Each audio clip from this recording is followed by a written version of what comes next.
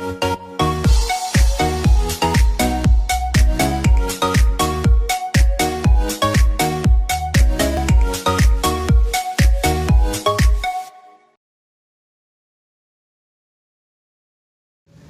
pagi siswa-siswi kelas 10 Terang Bangsa. Pada pagi hari ini kita akan melanjutkan pelajaran kita di bab 13 dengan tema Allah sebagai pembaharu.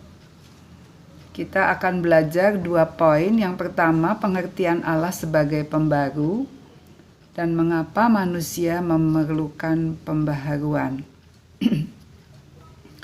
Sejak manusia jatuh ke dalam dosa, Allah mempunyai rencana keselamatan untuk membaharui keadaan manusia berdosa menjadi ciptaan baru di dalam Tuhan Yesus Kristus.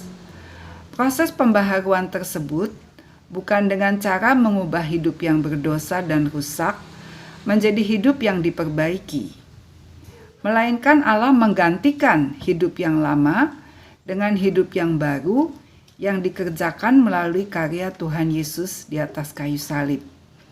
Jadi gambaran sederhananya adalah kalau misalnya kalian punya motor dan motornya itu sudah tua, sudah rusak, lalu orang tua kalian memberikan motor yang baru. Seperti itu gambaran daripada hidup kita yang lama digantikan dengan hidup yang baru. Tuhan tidak memperbaiki hidup kita yang lama supaya menjadi baik kembali, tetapi Dia ganti dengan hidup yang baru melalui iman kepada Tuhan Yesus Kristus. Hal ini hanya dapat diterima dengan iman, dengan percaya kepada Tuhan Yesus, bukan dengan logika, bukan dengan pikiran manusia yang terbatas. Dalam percakapan Tuhan Yesus dengan Nikodemus di Yohanes 3 ayat 3, Tuhan Yesus menekankan perlunya kelahiran baru. Untuk kehidupan yang sudah rusak oleh dosa, dikaruniai hidup yang baru dengan cara percaya kepada Tuhan Yesus, bukan dengan usaha manusia. Dan digambarkan hidup yang baru itu seperti sebuah kelahiran. Kelahiran yang baru secara rohani. Memang orang yang percaya kepada Tuhan Yesus secara jasmani masih sama, tetapi di dalam itulah yang sudah berubah. Allah sendiri yang punya inisiatif untuk melakukan pembaruan di dalam diri manusia. Karena itu biarlah hati kita boleh selalu terbuka terhadap pembaruan yang Tuhan mau kerjakan. Mengapa manusia memerlukan pembaruan? Di dalam Kejadian 3, kita sudah pernah membaca tentunya ada kisah tentang ular. Pada waktu itu merupakan binatang yang paling cerdik dari segala binatang darat yang dijadikan oleh Tuhan Allah.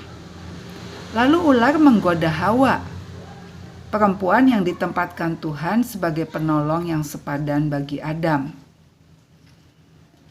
Ular itu mengajak Hawa untuk bercakap-cakap dan Hawa juga meresponi. Setelah melewati percakapan dengan ular, akhirnya Hawa menerima tawaran ular. Karena dia punya keinginan untuk menjadi seperti Allah, tahu apa yang baik, apa yang jahat.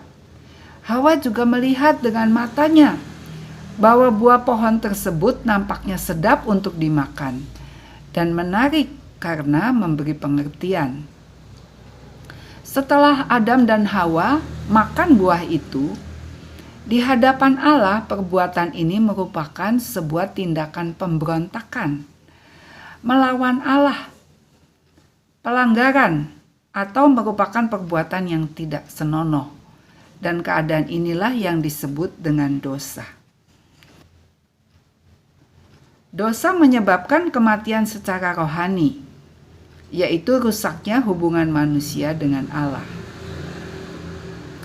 Kematian rohani yang terjadi dalam kehidupan Adam dan Hawa ternyata bukan hanya mereka saja, tetapi menjalar sampai kepada keturunan mereka, sehingga semua manusia yang lahir di dunia ini pada waktu lahir ke dunia dalam keadaan terpisah dari Allah. Maka semua manusia yang dalam dunia ini sudah jatuh ke dalam dosa dan membutuhkan keselamatan, membutuhkan pembaharuan. Keadaan manusia yang terpisah dari Allah menyebabkan kesengsaraan, sakit penyakit, dan kelemahan, serta hidup jauh dari berkat Allah, bahkan mengakibatkan kematian kekal bagi manusia yang berdosa. Maka, apa yang harus dilakukan kalau manusia sudah jatuh ke dalam dosa? Kita pun sekarang masih bisa jatuh ke dalam dosa. Apa yang harus kita lakukan kalau kita jatuh ke dalam dosa?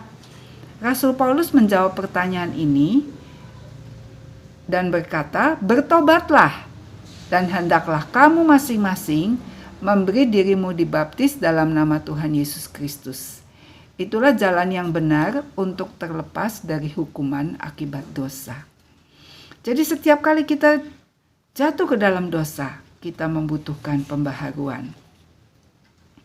Dalam kisah anak yang hilang, si anak bungsu itu pergi dari rumah bapaknya karena ia berpikir bahwa ia akan menemukan kesenangan yang dia cari selama ini. Tetapi setelah anak bungsu itu memuaskan semua keinginannya, semua hawa nafsunya, ternyata dia bukan jadi bahagia. Dia malah menjadi melarat dan sengsara. Dalam keadaan yang sangat susah, ia mengambil keputusan untuk kembali kepada bapaknya. Dan inilah yang disebut dengan pertobatan. Pertobatan itu berarti meninggalkan hidup yang lama dan bangkit, mengambil keputusan untuk kembali kepada Bapa di surga. Saat anak bungsu kembali kepada bapaknya, maka ia mempunyai hubungan yang baru dengan bapaknya.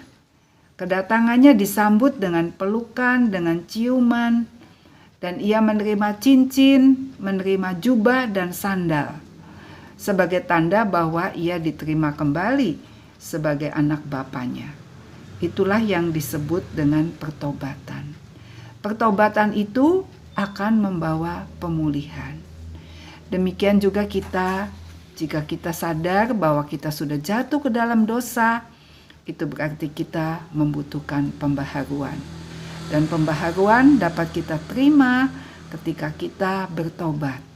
Ketika kita kembali kepada Bapa, kita minta ampun, maka darah Yesus akan menyucikan hidup kita dan kita akan dipulihkan. Karena itu anak-anakku, janganlah kalian membiarkan diri untuk berbuat dosa. Tetapi kalau sampai tidak sengaja kalian sudah jatuh, jangan ragu-ragu untuk kembali kepada Bapa, karena pengampunannya selalu tersedia untuk kita semua. Biarlah kita diperbarui hari lepas hari untuk menjadi manusia ciptaan baru yang mengasihi Tuhan Yesus dengan segenap hati, segenap pikiran dan kekuatan kita. Tuhan Yesus memberkati. Amin.